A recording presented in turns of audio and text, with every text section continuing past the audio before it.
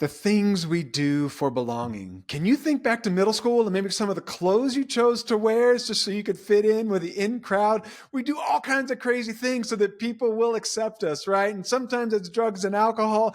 Other times it's clothes and an outfit. Sometimes it's achievement. I just want to be approved of so that I feel like I belong. Well, maybe belonging is more about relationship and community. And that's what Amy Julia Becker and I talk about today. She's written a bunch of books about belonging and white privilege. And she actually has a child that was born with Down syndrome. And she learned so much around belonging because of her daughter, Penny, who didn't fit in and then realized that maybe her perception of what belonging looks like is actually a bit off. So sit down and enjoy this episode of the Live Faith First podcast.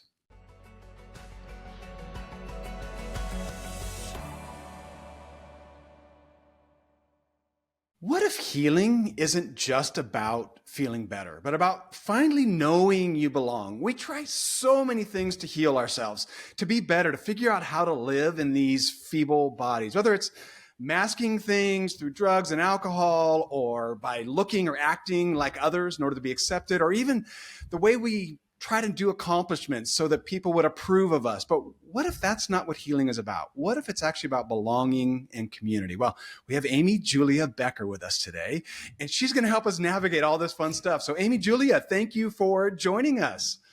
Thank you so much for having me. I'm delighted to be here. I am super excited for this conversation. As I was listening to, I love that your books are on Audible. It really helps for podcast prep. It's so great. So as I was listening to your books, I just kind of kept coming across so many through lines with what we do at Live Faith First and my own life. So I'm excited for this conversation. Well, thanks. I'm really glad to be here. And it was very fun to be able to read the books out loud. I think you're referring mostly to Be Made Well. Yes, I have one other I got to record, but it's a fun thing to do as an author. Well, and it's cool too. I get to actually hear your voice before I meet you. So that's kind of cool too, a little familiarity. Now, in your book, you tell the story of having actual back pain resolved through talking. And I love that story, but we will get to that in a little bit. Before we get there, give us the cliff notes of your life. Where were you born? Where were you raised? How did you get where you are today? You know, I have kind of a funny origin story in that my parents are both like many generations Connecticut people, and I was born in a small town in North Carolina. Okay. So I was born in kind of rural Eastern North Carolina because my dad had taken a job there and was raised there until I was 10 years old, which was not long enough for me to really say I'm from Eastern North Carolina, but it was long enough for it to be a really formative experience and again, in a very small town, rural setting with a lot of dynamics that are not the same as Greenwich, Connecticut, which is where I landed with my family when I was headed into middle school. So I've been more or less up and down the East Coast, Mid-Atlantic and Northeast for most of my life and have landed now back in Connecticut. My husband is actually the head of school at a boarding school where he and I both went as students. So we live among teenagers and have for a long time. And we also have 3 teenagers of our own. I have a daughter named Penny, who is 19 years old and has Down syndrome. I have a son named William, who's 16, and a daughter named Marilee, who's 14. They are both typically developing. So that gives you a little sense of our family life. And in the meantime, I also have, done a fair amount of writing and speaking, and I have a Master's of Divinity from Princeton Seminary. So that gave me a way to kind of indulge my inner Bible nerd and do a lot of thinking and writing around all sorts of topics. But so that's all of that together has led me to this place where I, between our family life and the kind of theological background, I do a lot of writing and thinking and speaking and teaching around faith, family, and disability. Yeah. Awesome. That is so good. And as I was reading about your daughter, Penny, our daughter is 19, just about to turn 20. So I was one of those where even when you were giving dates, I'm like, oh my goodness, that is a few months. I think you said your daughter was born in December, as I recall. Yeah. And our daughter was born in May. So, and my wife's name is Penny. So she's in the back room right now, and I told her I'm going to be saying, Wow. Penny, don't come out. So don't do that. And my middle name is William, so I don't know how all of this means anything other than, hey, we're going to have a good conversation today. So no, some of your writing points towards this deep human longing to belong. What does true belonging look like, kind of from a social and spirituality perspective? We're just hopping right in here. So would you give us a little bit Yeah. stuff to grab onto around that? Absolutely. I mean, I've thought a lot about belonging because of having a daughter who, in some ways, does not belong, and that is was evident really from the moment she was born and diagnosed. Not from the moment she was born, but from the moment I heard the words Down syndrome. I had this instinct. What I wanted to do was get in the car and drive away to a cottage that no one knew about. And it was so it wasn't like I didn't want her. I just didn't want anyone else to be judging our family. I didn't want to feel worried about what people would think about us, but it was kind of this early indication of somehow I'm afraid that she does not belong or will not belong. Mm. In many ways, I was thankfully wrong about that. In other ways, I was correct. We can talk about that or not, but it did get me thinking a lot about that idea of belonging. And what I've heard, I think it was Eric Carter, who's a theologian and teacher on some of these topics down at Baylor University. I've heard him say belonging is when a group says, we aren't us without you. If Oh, you're not here, we will miss you. Like we need you within our community. And I love that idea of belonging as just a sense of really being embraced within a group of people, not simply because you are either tolerated or included, but actually because you are needed. mm. So there's some sort of reciprocity or mutuality that is assumed there. We understand, presumably, if you belong in this group, that you might need us, but we also have a sense of needing you. Yeah. And so there's some measure of like interconnected mutuality, reciprocity embedded within that. Oh, I love that. That is beautiful. One of the phrases that runs around in my head, and I'm not sure, maybe you're like this. I don't know if it's original. It's something I picked up somewhere, so I'm not taking any claim for Yep, it. yep. But around belonging, I have this statement, but belonging is not about fitting in, but about being seen and loved as you are. How does that fit in or not fit into your thinking? Like, what do you think Oh, about a yeah, statement I like love that? that. I agree with that statement very much because I think one of the real human inclinations is to fit in and to try to change ourselves in order to do that. And for many of us, that's a relatively easy, if still, or relatively, we are able to do it even if it feels a little bit off within our souls, to say, oh, well, I can go along with that, or I can sound like the people I'm around. And I think for a lot of people, because of disability or other identity differences, that can be a lot more challenging. I tend, for people who are listening and not watching, I am like a white middle-aged woman. I come from, again, the mid-Atlantic, so even the way I speak is considered normative in American society. The way I look is often considered normative, even though it's actually not. I mean, if you were to line up a representation of America, but I am seen as kind of normal. And then for me, having a daughter who was not going to be visibly seen in the same light, Yeah. or treated in those same lights, has made me think a lot about what you just said, and why it is that it's so hard for us to not just make space for people who quote unquote don't fit, but to actually say, we're so grateful that you're here. Like, Yeah. again, that idea of needing each other rather than only wanting to be with those who feel like they come from the same backgrounds and have the same experiences and can reinforce the things we've already learned, as Right. opposed to really challenging us, or caring for us in ways that are unexpected. Yeah. Yeah. So, as a 10 or 11-year-old, you moved from the South to Hmm. the North. Um, One of the things you wrote was like you had to figure out how to change your Southern accent.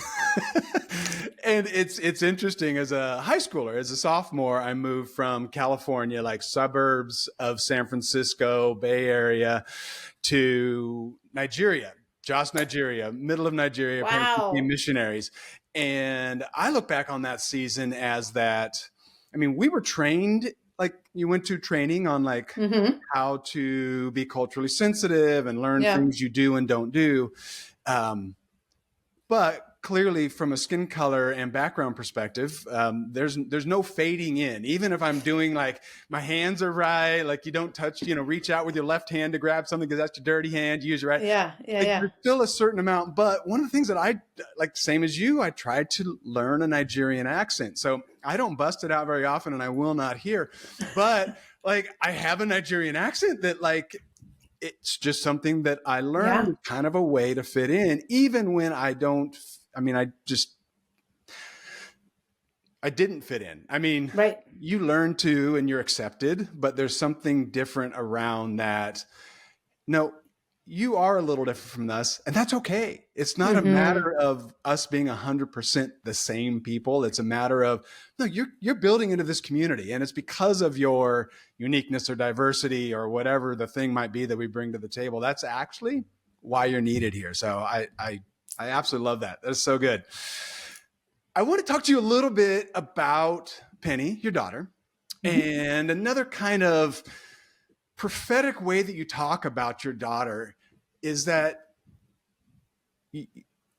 people, how do we say this? You believe that parenting a child with Down syndrome shapes the way people see your daughter. What are the Mm. ways that you believe God sees us? So we often see people and we judge them by what we see face to face, but God sees something way deeper than that. How has that kind of played into your understanding of perception, belonging, kind of all these things?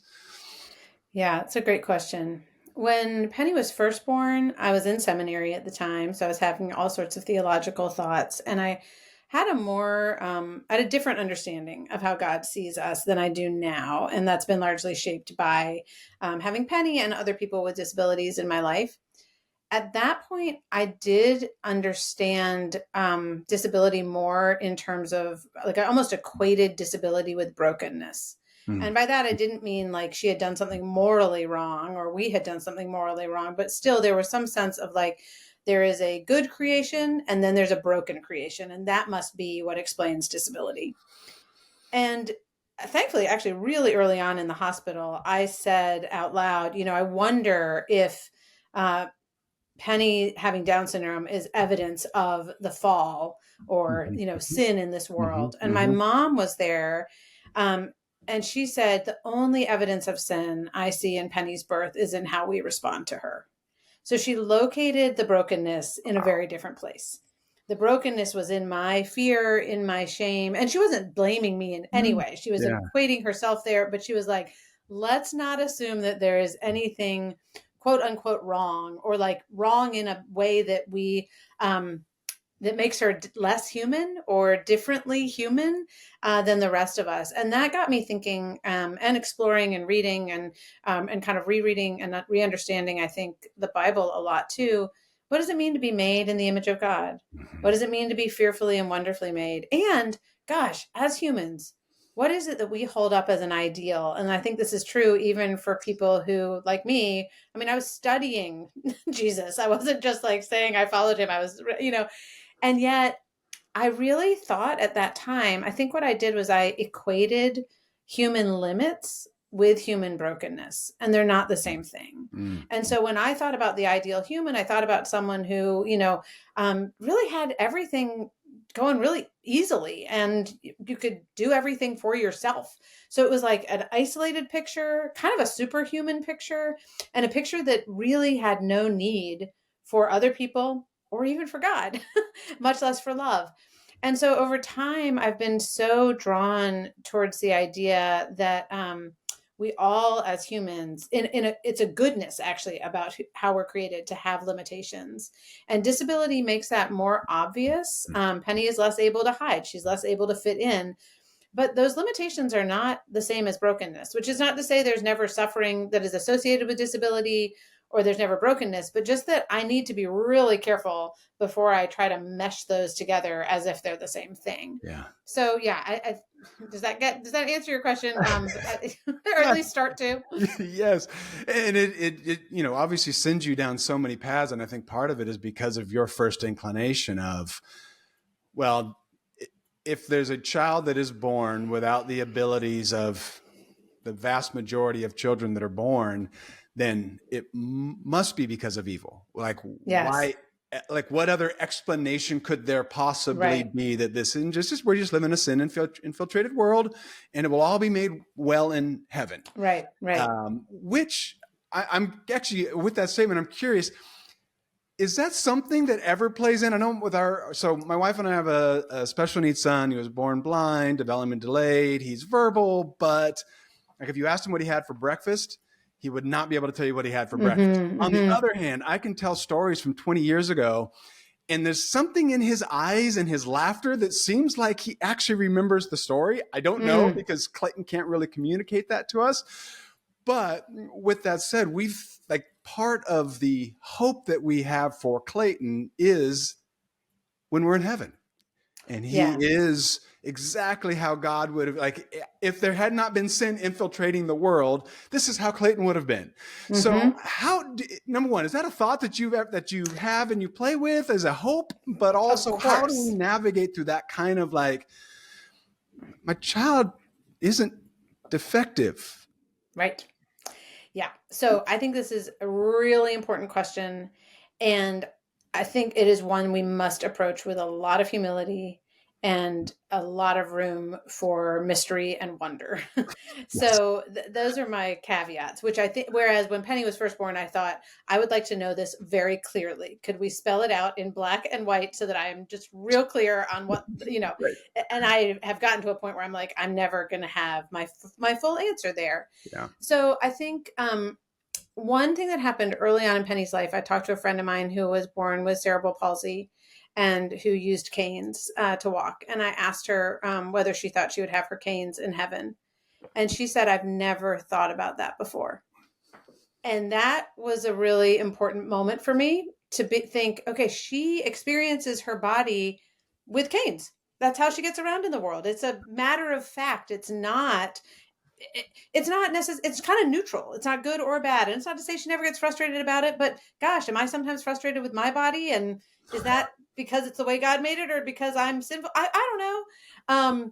And she said, I just, when I think about heaven, I think about being in the presence of God and in the presence of love. Like, Wow. that's what I think about. Hmm. So that was really a good, again, kind of humbling, opening me up to mystery moment of saying, am I asking the right question? When I wonder, because I wonder so much more about who Penny will be in heaven than about who I will be in heaven. Yes. And yet, what if the emphasis is more on, like, what is God doing in me to make me more and more the true self that he has created in me? I also remember actually reading a book by a woman named Emily Colson, whose son Max is autistic, and Chuck Colson is her dad. So kind of, Bible preacher convert for people who are not aware of him. And he wrote the introduction to this book. And I remember wondering whether he was going to say, gosh, I can't wait to meet Max in heaven, because then I'll see who he really is. Yeah. And it seemed as though that was where this introduction was headed.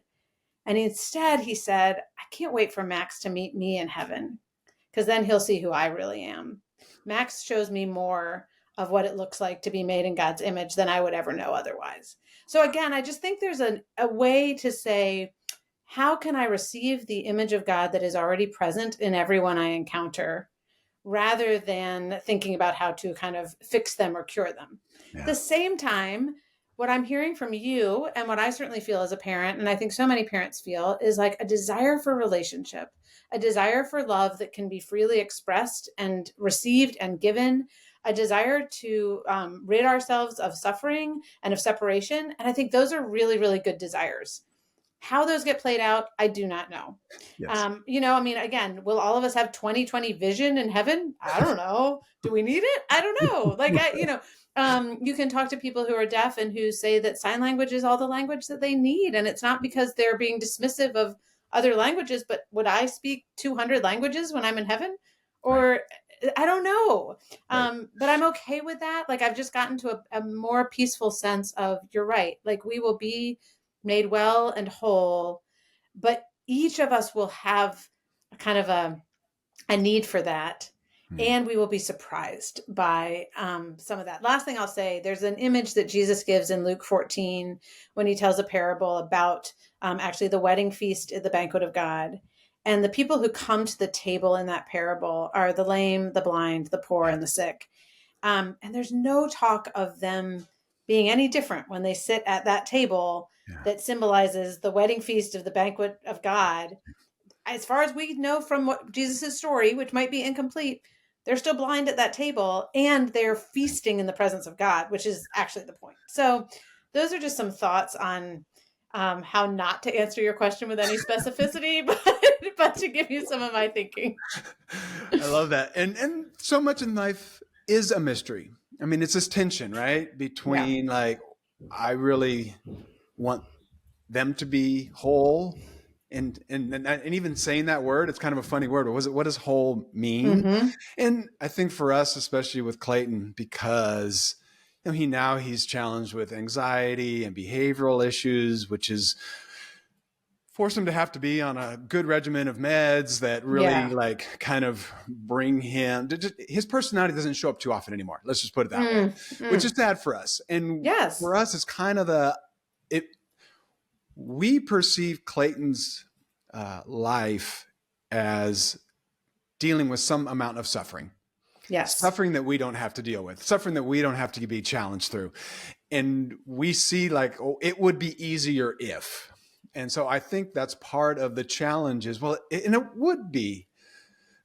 And I think the other challenge as a parent, and I'll ask another question in a bit to clarify some of this, but Clayton and I he's not my biological son. Penny and I got married and she had already had Clayton. So I wasn't there for the first, say, 10 years of, the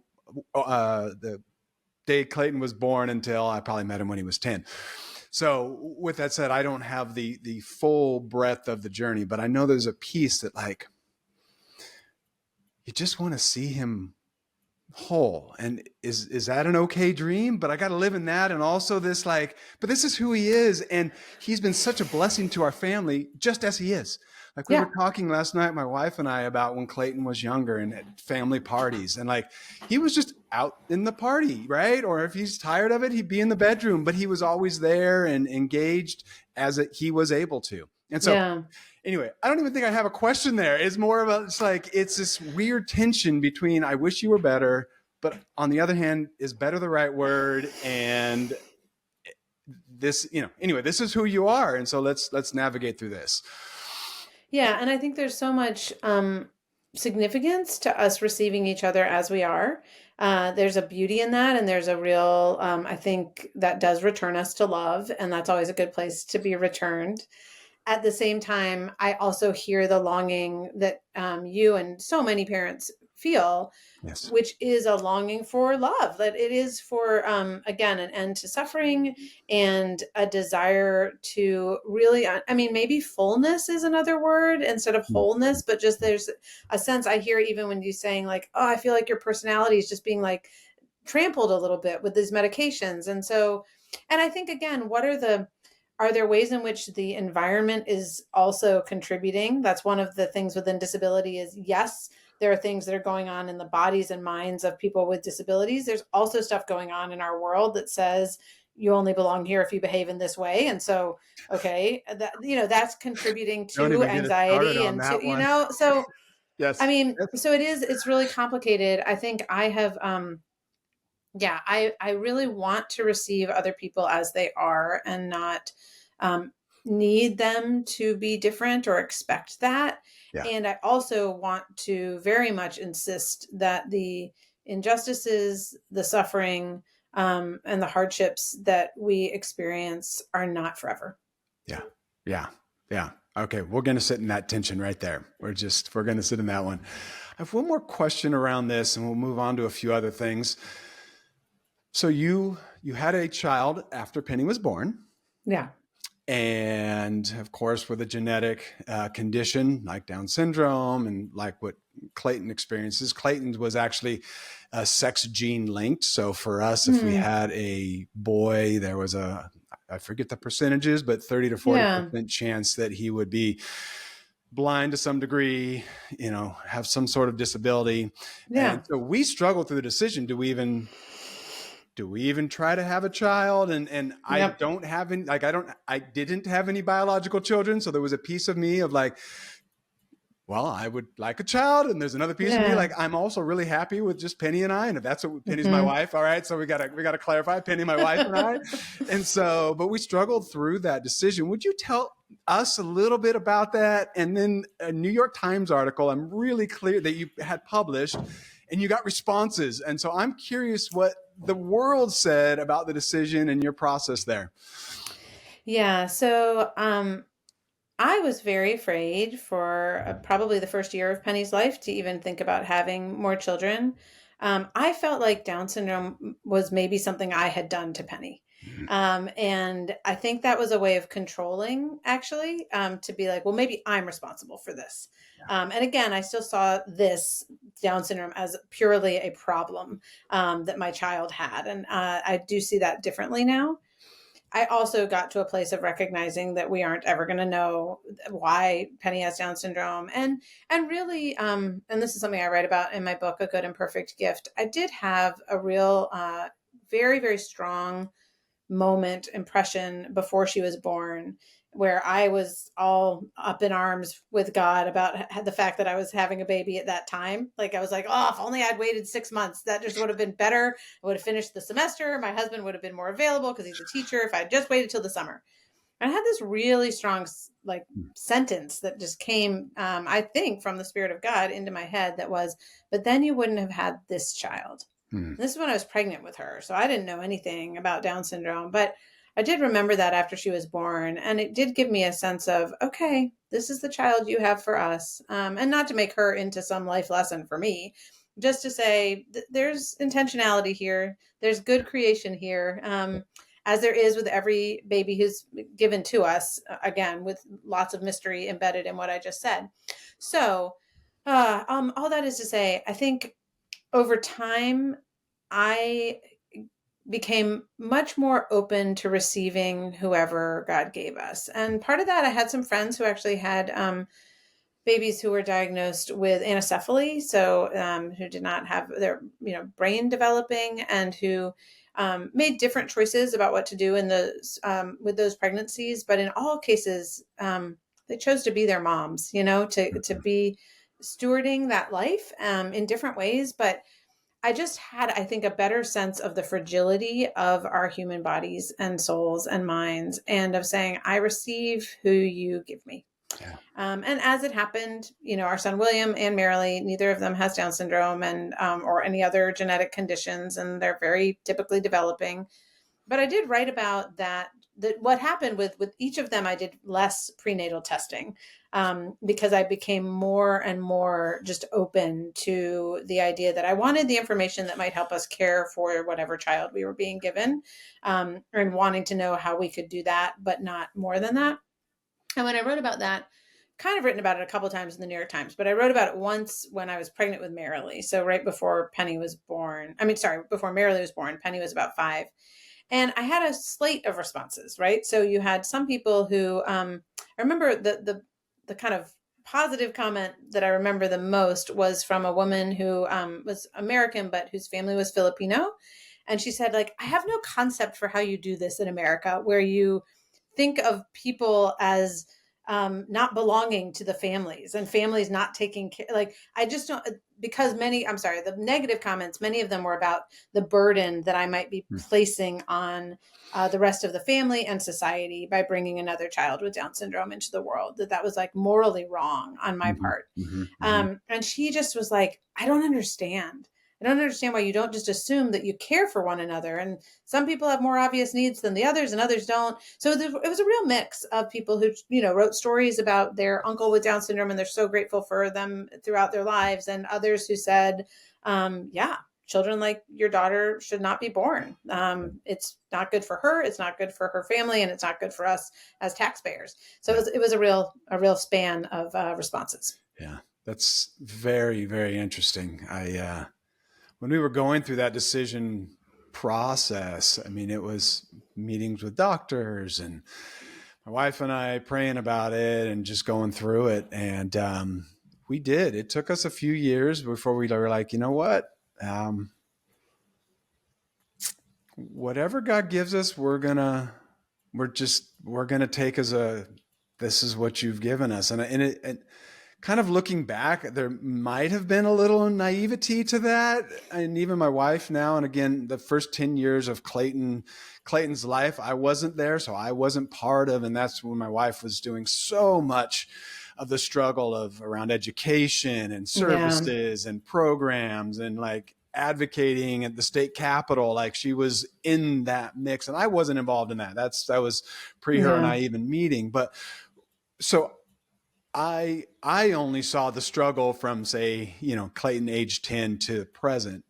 So there might have been some naivety, but for us, it was also like, God's a good and faithful God, Mm-hmm. and He will provide for us what we needed. And it was actually, I don't know, I don't want to call it miraculous because that way overstates it, but honestly,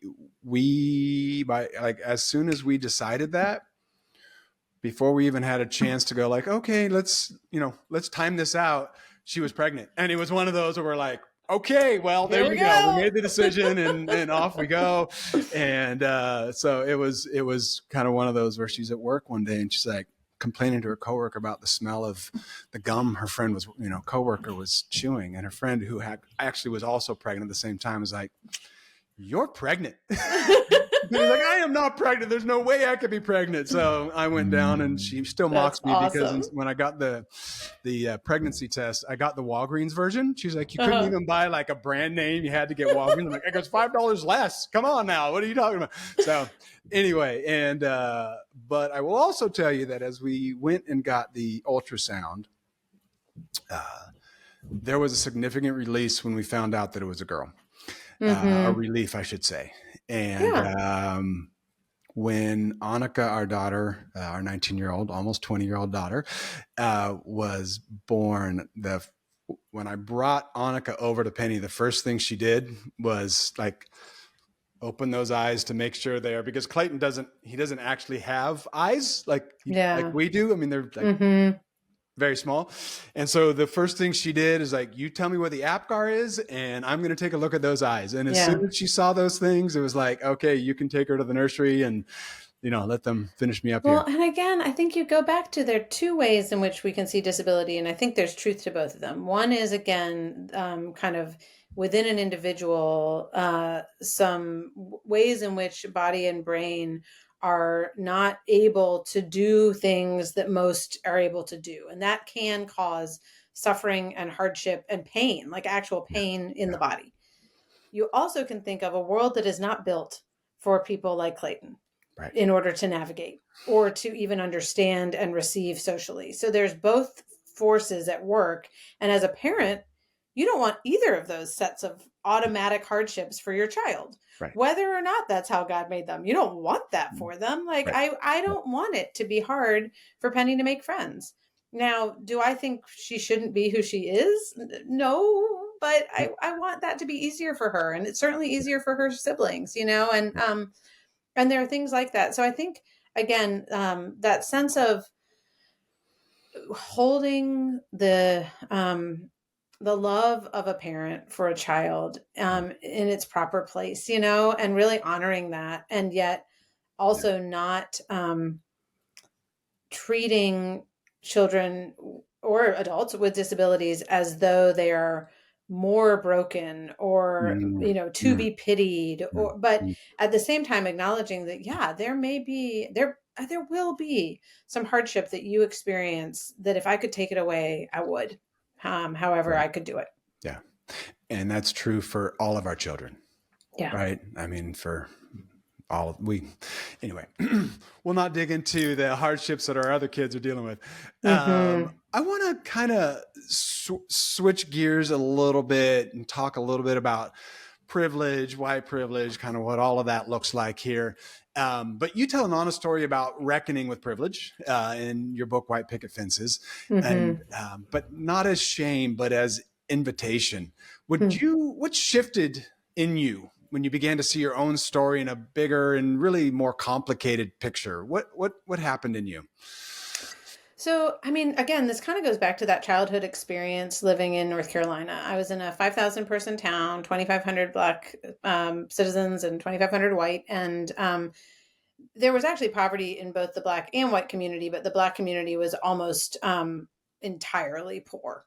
And so I grew up with not only racial disparities, but also economic disparities. And I was aware of that as a kid, but not in some way that I could do anything about it. And I had what felt like a very idyllic childhood. Fast forward many years, we live in Connecticut. I'm still kind of thinking a lot actually about those dynamics. But now I'm in a predominantly white space, much more affluent, much more educated. And when I got to college, I actually was an African American studies minor, I think because I was still just trying to kind of puzzle through what had happened. So all of that was in my head. And I knew both as a human and as a Christian, I was troubled by the way our country had handled race, and even by the fact that I did not have very many friends at all. I did not have very many people in my life who were not like me, but I also didn't know what to do about it. Again, fast forward, I've got a daughter with a disability. And so for the first time, it's out of my head and into my lived experience that she is both on the inside and the outside of the circle that I've always operated within. And my first instinct was to try to get her into that circle, to break down barriers so that she could come and be with me where I am. Over time, I started to recognize that there were some real problems with me and within my circle, which is to say, I mean, literally, you look at high achieving students and kind of high achieving communities, which are predominantly wealthy and white and, again, educated and all of these things. And you see really high rates of substance abuse and anxiety and depression. And I experienced that personally, but I also very much saw it in the society where I lived. And so I, again, was like, what if I'm being invited outside of this circle by having a daughter like Penny rather than needing to break down barriers so she can come be like me? And again, it can go both ways. But it really opened up my mind. And that was obviously within the disability space, but it made me start thinking about all of these other ways where we have these identity markers that, how much have I, again, treated myself as the norm and thought that justice would look like other people getting the advantages I have, the opportunities I have. And some of it, I do think that's actually some of what justice would look like. But I also think there was like a presumption on my part, and like an implicit sense of superiority that like mine is the best way of being. Sure. So why don't you come be like me? Rather than I believe we exist in relationships of giving and receiving. And so where there are things that I have to offer, I want to offer them. And where I know that I'm needy and vulnerable and I don't have it all together and I don't have all the answers and I'm going to need to learn from whomever it might be. So that is how I kind of started thinking about this. Yeah, what we call privilege. I think maybe another way to talk about it is unearned social advantages. I just have a lot of like unearned advantages. There's some things I've worked really hard for, but there are lots of things that I haven't. I've just been given them, or because I worked hard, I got them more readily than if I'd been a different person, in terms of how I look, than I actually am. So that's at least a beginning to answer your question. Yeah. Yeah. Let me stop. I love that phrase, unearned privilege or unearned, what was the word? Social advantage. Unearned advantage. Yeah. Thank you. Unearned social advantage, because there's so much in that, and it's so true. If you haven't already figured out, I'm white.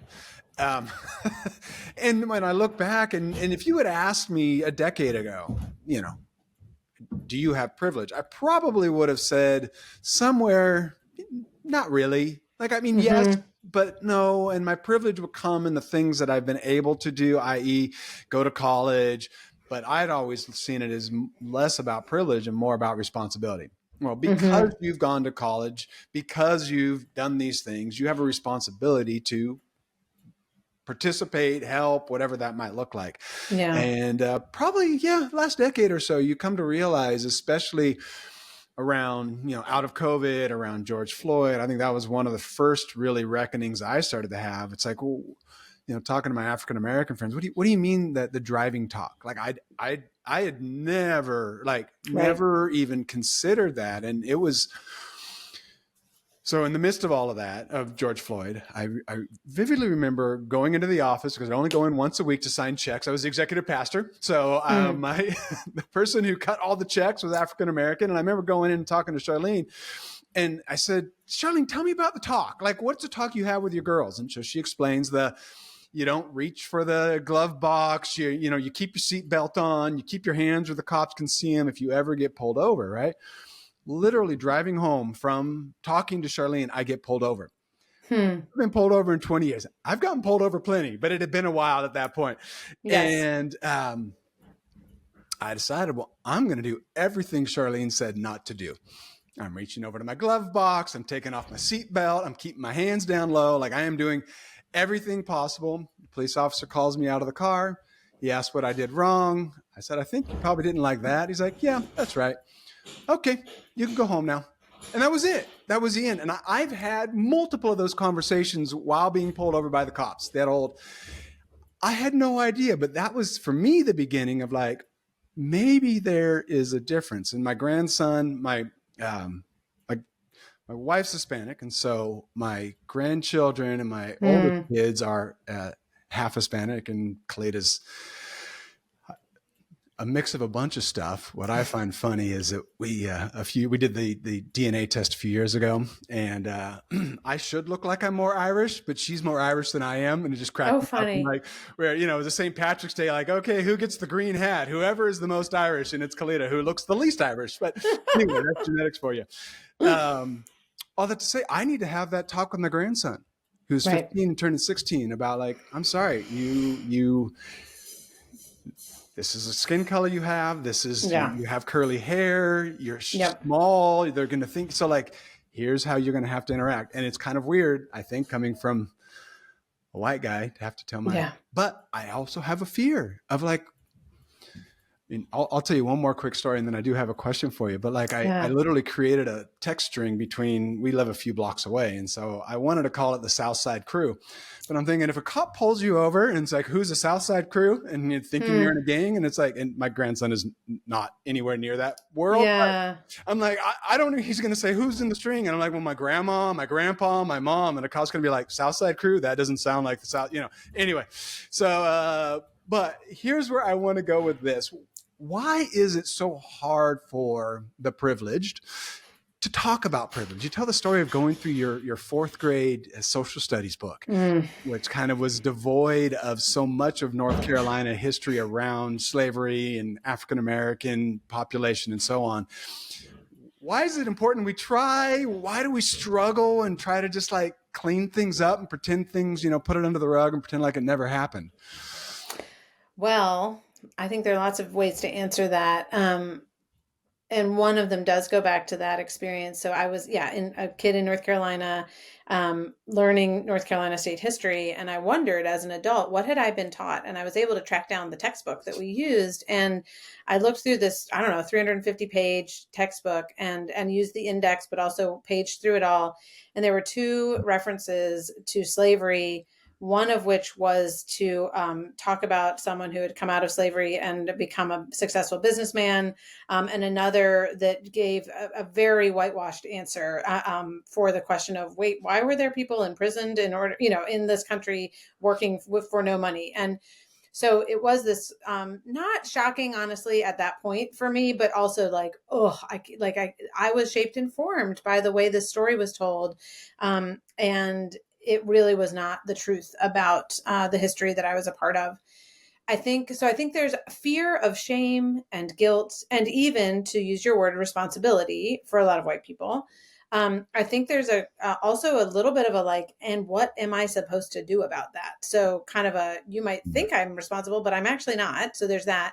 I also think there are some ways in which we misunderstand privilege, because people think that if I say that I have privilege, I haven't had any hardship in my life. And most people, because they're humans, have had hardship in their lives. And most people think that if you say that I'm privileged, then it means I haven't worked hard for whether it's the home I own or the money I have or the success I've had. And I think those are generally not true. Most of us work really hard, and most of us have hard things happen in our life, whether or not we have money, whether or not we have education. However, as someone who has worked hard and has had hard things happen in my life, I also have like a really stable safety net. And my Black and brown friends, who I was out to dinner with my friend Bree earlier this week, and she is unbelievable hard worker who has had hard things happen in her life, who is, pursuing her college degree many, many years after I did because of the ways in which the deck was stacked against her socially. And I could give many examples like that. So I think there are a lot of reasons, and I think probably a lot of it comes down to fear. But what I also think is, if we start to see these unearned social advantages, nevertheless, as kind of invitations to self-examination, to relationships with people who are not like us, to compassion and empathy, to learning and growth, to participating in the work of God in this world to bring hope and healing. I mean, it's actually kind of amazing what can open up for us from that place. Yeah. Yeah. And it seems like there's almost I don't know if it's a fear of some sort of retribution, that if we admit it, that Yeah. somehow that means that there's some hammer that has to come down as a result, versus just the acknowledgement of, we got it wrong. It was And I wrong. And think, like, one of the things that we don't believe is that other human beings are also humans, that they're gracious. I mean, oftentimes so, if you are in a medical system and a medical error is, perpetrated against you, what studies have shown that patients want more than anything else is just, we screwed up and we're sorry. They right. don't want a lawsuit. They don't want $500 million. They just want someone to say, this never should have happened and we're sorry. And here's what we're going to do to make it better in the future. Yeah. And I think that's true in a lot of our human relationships too, that like, Yeah. actually, this is something I wrote like Picket Fences, and then a couple years later I wrote To Be Made Well. And it was actually in writing To Be Made Well, which is about healing, that I realized I think there's almost like, it's not a formula, but honesty, humility, and hope lead to healing. So if we're honest about, this can be true for us, like in our very personal lives, but if we're honest about our history, if we're humble about it, saying, I don't know what to do, I need to learn, I need some help, I feel, powerless here. And if we are hopeful that actually there's the possibility of change, that's when healing starts to happen. It doesn't happen all at once. It doesn't happen quickly most of the time, but it actually does start to happen personally, but also in relationships. And I think that's what we want to cut through some of that fear, whether that's of retribution or, I'm going to have to pay some money. I think there is, I think, a lot of greed involved in these conversations that we are often very uncomfortable talking about, and don't even know is there. Yeah. Yeah. No, and it's a nice segue towards a conversation around grace. Mm. You've written about grace. It's something that kind of sits in all of us as followers of Jesus, that idea that we've been given grace.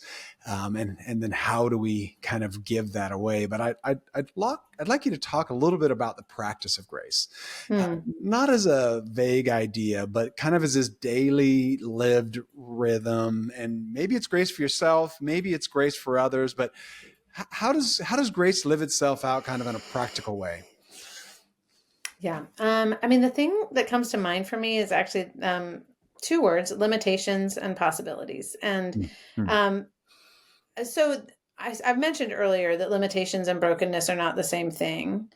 And I do think having grace for ourselves is going to mean having grace in spaces of brokenness, like where we actually do things that are morally wrong and where we have allowed kind of evil to have its way. That is certainly going to be true. Yeah. But I also think we beat ourselves up a lot for things that are just about our limitations.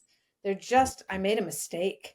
I forgot to pick my kid up went on time, or I slipped and fell and something broke. I mean, it would be one thing if I was doing that every single day and I refused to tie my shoes, right? Like, it's another thing if it just happens, like if somebody spills something. I mean, and so I think there is a sense of really, again, acknowledging our own humanity does enable us to start having grace for ourselves and for others. But I also think the possibility side of that is, I think it's Brian Stevenson who says, like, none of us want to be judged by our worst moments, right? None Yeah. of us want to be judged by the worst thing we've ever done. Right. And if we can stop doing that to ourselves, we can perhaps stop doing that to one another and recognize that even in these places where there have been either terrible mistakes or terrible wrongdoing, there also is still a person made in the image of God, and there's a tremendous Yeah. amount of possibility there. So the practice of grace is going to be in that place, I think, again, of honesty, humility, and hope. Of and those can be in really, really small ways of just being honest when I've snapped at my son and need to apologize, which is when the humility comes in, but also having hope for repair. Like, it's worth it to do those things Yes. because what might come from that.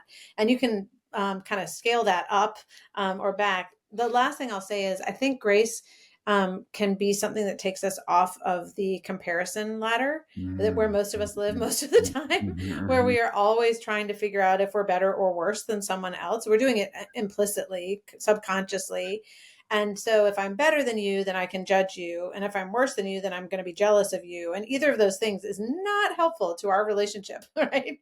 But if I can have grace for myself and for you, if I can see us as beloved, rather than as people who need to prove ourselves, I think that opens up possibilities for like a compassion. So if things seem to be going better for me right now than for you, instead of judging you for that, I can have compassion for you in that place. Yeah. But if things are going better for you right now than for me, and I am operating out of it, then I can celebrate that and not feel as though I'm being diminished as a result. Right. So Right. yeah, those are just, but so for me, the practice of grace is that honesty, humility, hope, but also kind of really practicing belovedness for Yeah. myself and for others. Yeah. And I think that can also, take some different forms in terms of how we do that.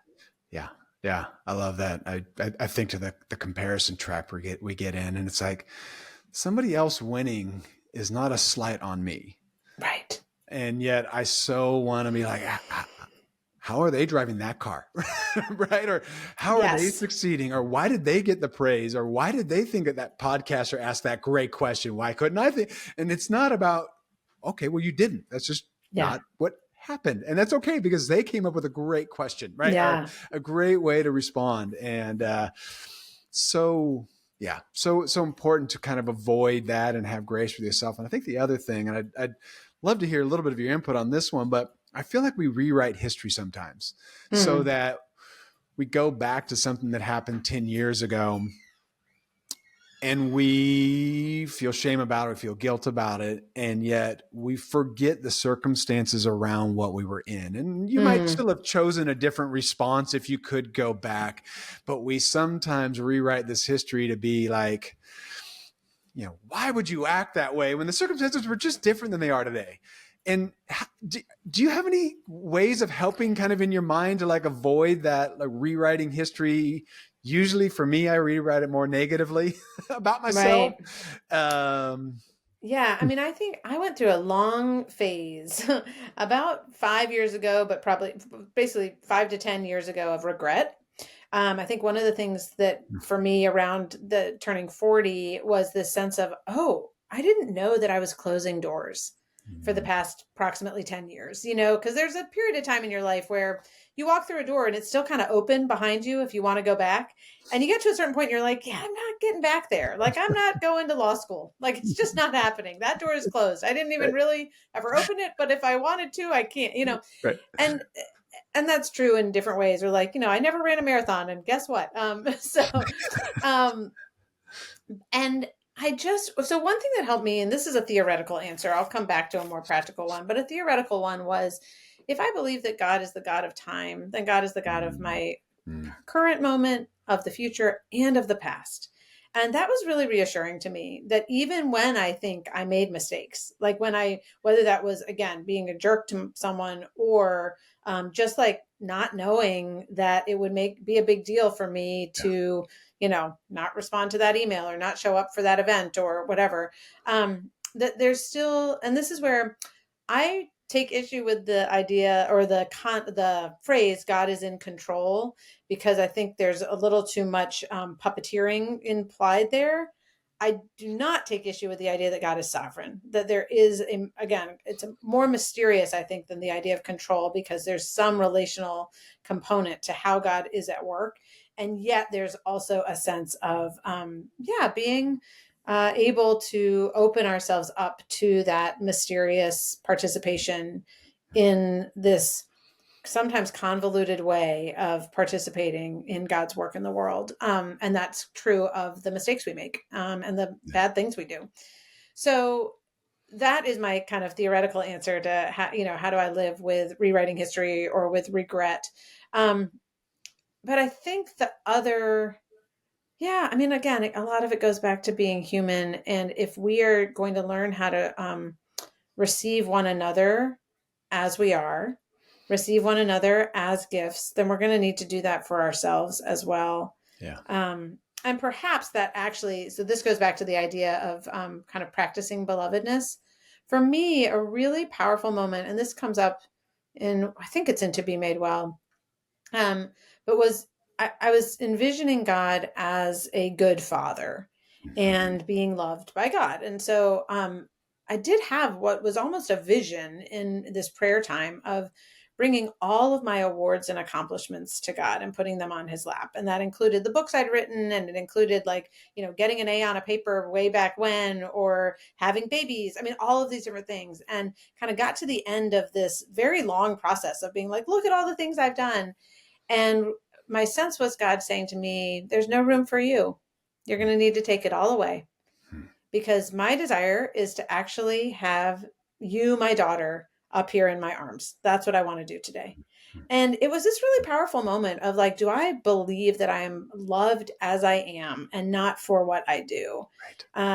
And I need to return to that over and over and over again. I sometimes do spend, 5 to 20 minutes simply contemplating the love that God has for me as a child, not as a performer, because it's so ingrained in me to try to prove myself and to be worthy of that love, rather than assuming that that love is just very present.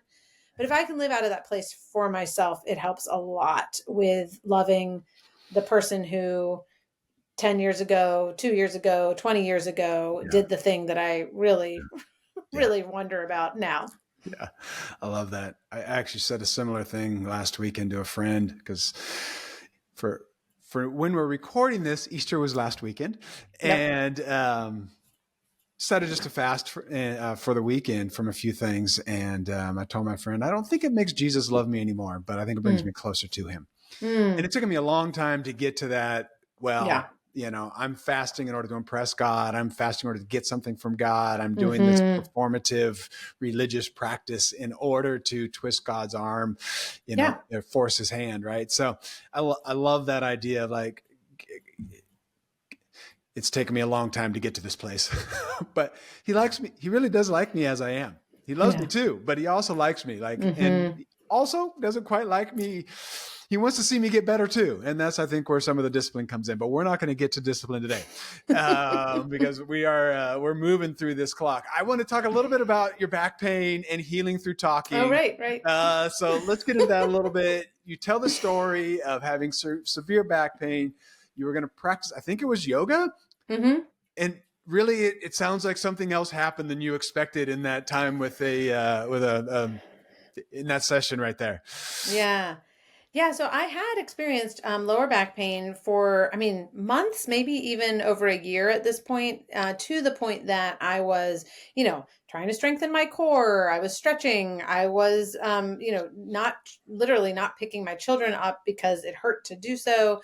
I was taking Advil every night. In the middle of the night, I would wake up and not be able to go back to sleep without an Advil. And so I was like, this is just not good. And so someone had told me that they really recommended this one yoga teacher. And she did a lot of work with people who had, back pain. So I was like, okay, great. And so we sat down together, and I honestly, we're sitting cross-legged, and I'm like, oh, great, this is going to hurt, because that is just not comfortable. The back pain had actually started to spread to my tailbone. And so I'm not squirmy because I'm very obedient as like a student, but internally I'm squirming because it hurts. And she just said to me, tell me what's going on. And I said, well, I just wonder if there's something out of balance in my body because, I didn't injure myself, but I've had this back pain and whatever. And she said, anytime I hear someone say that something's out of balance in their body, I wonder if something's out of balance in their life. And so I just started to talk. I talked about a couple of years earlier, we had moved to a new town and my husband had a big job and I lost a sense of identity and I just kept going and going and going. And over the course of that conversation, it was as if it was like an inner tube or something where you like slowly have the air seep out. Like that was like the tension in my back just went, and it was gone. So I felt like I'd experienced this miraculous healing while talking to this woman who was a yoga, but Yeah. we didn't move. We didn't move. And I told her at the end, I was like, I'm feeling a little bit bashful because I like for the first time in months, I do not feel this pain. And she said, yeah, that makes sense to me in terms of what you've just done, which is you have like talked yourself through what's actually going on. Your body has been trying to get your attention because you wouldn't pay attention to the fact that your life is out of balance. She said, but the pain's going to try to come back. You're habituated to it. And so you're going to need to continue to have this conversation essentially with your body in order to continue to experience this healing. And, essentially, she didn't say this, but it was kind of like, and if you don't pay attention to what it's trying to tell you, well, then guess what? You're going to be in pain, whether it's in your back or somewhere else. And I don't mean by saying or telling this story, like every single, I break my leg and it's just because I have like unhealed childhood wounds or something. Right. At the same time, I remember talking to a woman and she's like, I broke my leg because I fell down the stairs. Guess why I fell down the stairs? Because I was so tired that I couldn't see straight. Like, and it was indicative in that case of like some things that were unhealthy in my life. So even sometimes things like a broken leg can be that way. Not always. But it did alert me to the fact that our bodies are unbelievable conduits of emotional and spiritual messages, and that God, I think, has made us that way. And it led me into a journey of really continuing to ask questions about what is it that our bodies are telling us so much of the time, especially with some of the things that we can't really explain. Why did I get sick but my husband didn't when we had the same environmental cues? Or again, why does my knee hurt all of a sudden in the middle of the night? Or, and we could go on down the list of various afflictions and woes that our bodies carry. Yeah, that's incredible.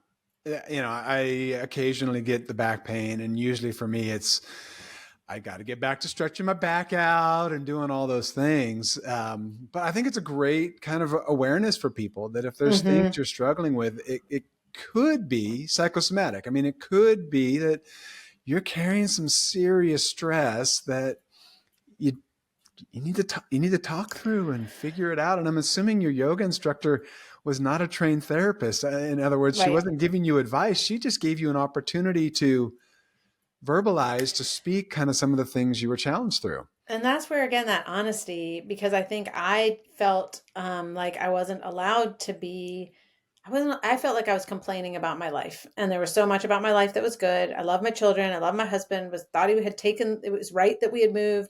Right. And yet it was really, really hard for me. And I didn't feel like I was allowed to tell anyone that. And once I started to be like, well, maybe I am, maybe that's just true. And that will actually help. I also think there are, again, biblically, and even the language we use, you just said carry a lot of stress, right? That's a physical image of like being weighed down. We talk about all sorts of things in terms of our bodies. And I have started, especially when I get some of those like aches and pains where I'm just not sure where they came from, to just ask questions and get curious about that. Like, was there something that I was thinking about that might have caused me some fear or shame or guilt or anger, and just asking those questions has been really helpful and has often identified a lot. Actually, on my website, I've got a set of what I call body prayers, which is just kind of ways in which we can ask questions about different parts of our body in a prayerful way that, again, by no means am I saying there's the magic potions involved and you will suddenly be healed. But I do think it can bring us into the presence of God in a way that is opening ourselves up for healing. And healing comes in lots of ways, but sometimes it comes exactly that way, through talking and through praying and through greater honesty with ourselves and others about what's going on. Yeah. That is so good. All right. I want to circle back around to belonging. Here's Mm. just one final question about belonging. So we're almost done. Um, if if you knew somebody who just feels like they don't belong, isn't sure maybe that they're worth healing, like it's just like they don't feel that kind of I'll say worthiness of of even belonging. What would you whisper to somebody just to say, hey, you do belong, you are worth it? What would you say to somebody who's struggling with belonging and maybe self-worth as well? Um, it's interesting. So I go to this camp in the summer. Our family goes, called Hope Heals. And at the very last night, it's a camp for families affected by disability. And the very last night, there are lots of things that are really beautiful about this banquet. But one of the things is that after the banquet, everyone's given this little vial of oil, and we are invited to anoint one another. So to just go up to anyone who you've had kind of a connection with over the week and make a sign of the cross and say, um, "I am with you. I am for you. God is with you. God is for you." Mm-hmm. It's really simple. It's really beautiful. And it is deeply moving to just say those words. And that's what comes to mind for anyone who is, yeah, in that place of not belonging and struggling with worth. And it's knowing both of those things, not just in some kind of what can feel very abstract. It can feel very abstract to say God is with you and God is for you. But if we do that for one another and name that, like, I am also with you and for you, and I'm sure I'm here in and with the Lord being with you and for you, I do think there's real power in that. Um, my I have a friend who told me a story about her son getting cut from a soccer team, and she came home and found him literally curled up in a ball in his closet. And she knocked on the door and said, "Can she come in?" And he said no. And eventually he let her in, and she said, "I just sat on the floor with him for 45 minutes. We didn't talk. I just had my arm around him and we just sat." Um, and I think that's kind of an image of, like, not just God being with us and for us, but what we can do for one another in those places of, like, okay, I might not be able to make it better, and I might not be able to say anything that makes it better, but I can sit here in the dark with you, Yeah. and somehow that's going to actually make it better because you know you're not alone. Yeah. I love that. That's beautiful. And we like to have words to fix it, but it's not even that. It's the showing up, it's the text, it's the simple act of just be present Yeah. and kind of give me a little of your time right now without words. So Mm. I love that. That's beautiful. All right, this is my final question for you. What is exciting you right now? Is there something in your life, maybe a Bible verse? It might be something your family's doing. It might be a work project. I don't know. But what's like when you think about it, it makes you smile every single time. So what's exciting you right Mm. now? Ooh, what a great question. There are lots of things that are exciting me, so I'm having to decide. But this is kind of a simple thing. But we moved a year and a half ago, and I every morning sit and I am the way our living room now faces. I'm able to see the sunrise. Mhm. And one of the things I've been so struck with is that the sunrise is new every morning. Like, it literally, some mornings it's hot pink and other mornings it's like a washed out blue and yellow. Sometimes it's orange. Sometimes they're gray clouds. It's different. It's new every morning, but it's not new either. I know the sun is going to rise. I know where in the sky that's going to happen. I know what time it's going to happen. And I think about that verse that God's mercies are new every morning. So there's like this steadfastness and constancy and also this newness. And that, yeah, that makes me smile every time I look out the window and see whatever exciting, surprising sunrise is coming my way. I love that. Now, some of our listeners cannot relate because they're not up at the sunrise, but trust us, for those of us that are awake at the sunrise, it is different every morning. That is beautiful. I love that. I love that newness and yet that consistency of who God is, and yet He remains with us in whatever we're going through today, which is a brand new day. So I love that. Well, Amy Julia, thank you so much for this conversation. I have really, really enjoyed it. It's been a blessing to me. I can't wait to listen to this with my wife. She's going to love it too. And Mm. for everybody out there today, let's go live faith first.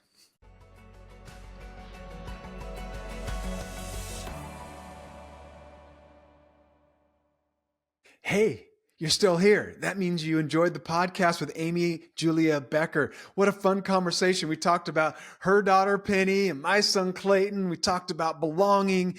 And I keep rolling around this concept of sometimes belonging feels like just showing up and being present with somebody. Is there somebody in your life right now who maybe they don't feel like they fit in, they don't feel like they belong, or maybe it's somebody who's going through a tough time and just feels lonely or down? You know what? Call that person, or maybe go over to their house and just be willing to sit. We often think we've got to show up and have all the answers. And the truth is most of the time, it's not the answers we have, it's the people that we are, just being present with them. And so if that's somebody in your life, go after it. Make sure you make that connection. All right, everybody, let's go live faith first.